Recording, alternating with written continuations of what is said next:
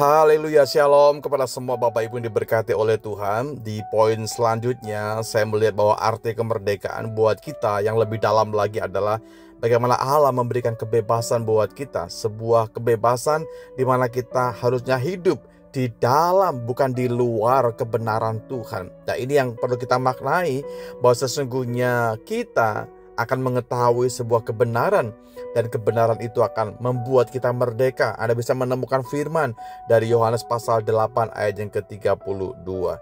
Bapak Ibu saya kasihi, kemerdekaan sejati adalah bagaimana hidup kita tentu hidup di dalam firman Tuhan. Saya ulang kembali, kemerdekaan yang seutuhnya adalah hidup di dalam kebenaran firman, bukan di luar area itu, tapi hidup dalam kebenaran firman, di mana kebenaran itu yang memerdekakan, membuat kita merdeka. Kita tahu bahwa kita dibebaskan. Karena apa? Kita tahu dari firman Tuhan.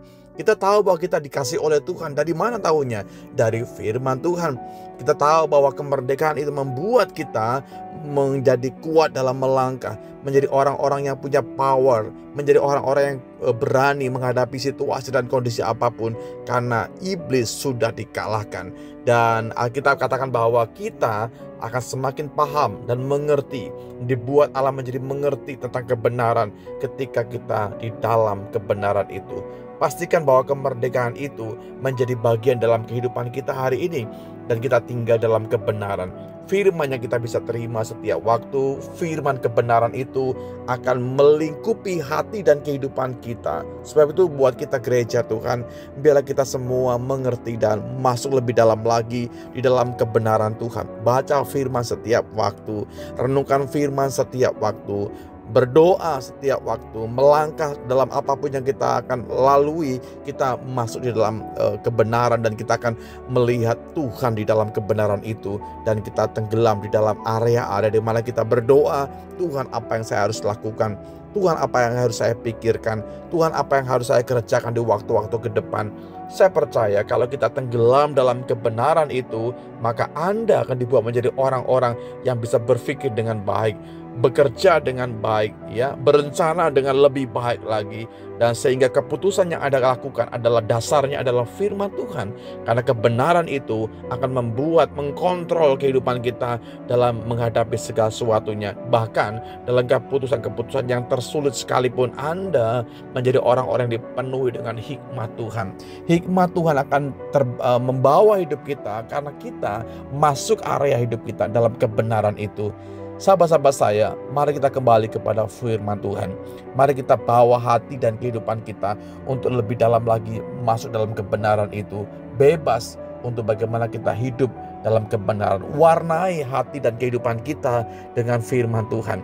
Warnai langkah kehidupan kita di hari-hari ke depan. Apalagi kita berada di hari-hari yang sulit, masa-masa yang sukar, waktu-waktu di mana kita seringkali diperhadapkan dengan banyak pilihan antara memilih berjalan dalam dosa atau memilih dalam jalan kebenaran. Tapi sebagai gereja Tuhan yang takut akan Tuhan, Anda akan dibuat menjadi orang-orang yang kuat dan mampu melewati segala sesuatunya bersama-sama dengan Tuhan. Puji Tuhan, ini renungan firman Tuhan dapat saya sampaikan dalam beberapa hari ini tentang makna kemerdekaan yang sesungguhnya. Kiranya kita menggunakan kemerdekaan itu untuk melakukan hal-hal yang bernilai kekekalan. Bukan berbuat dosa lagi, tapi kita masuk lebih dalam lagi di dalam karya bahkan rancangan Tuhan yang besar. Terima kasih Bapa dalam sorga buat firman yang bisa kami pelajari dalam beberapa waktu ya Tuhan. Sungguh firman-Mu kekuatan, firman-Mu kebenaran, dan kami akan semakin lagi dalam di dalam kebenaran-Mu, melangkah dalam kebenaran-Mu, berjalan dalam kebenaran-Mu ya Tuhan, sehingga kemerdekaan itu menjadi bagian dalam kehidupan kami selama-lamanya. Kami kuat, kami mampu, kami bisa karena Tuhan yang mengangkat kami setiap waktu. Kami meletakkan hidup kami Tuhan, jadilah kami menjadi alat-alat kepunyaan Tuhan. Biarkan kami bisa melayani dengan sungguh-sungguh, bekerja dengan sungguh-sungguh, mengisi kemerdekaan kami dengan sungguh-sungguh untuk hal-hal yang bernilai baik, hal-hal yang bernilai kekal, dan di dalamnya ada keagungan, kemuliaan, kemasyhuran yang persembahkan hanya bagi Tuhan saja. Di dalam berkat nama-Mu, Yesus Tuhan, kami sudah berdoa dan bersyukur. Haleluya. Amin.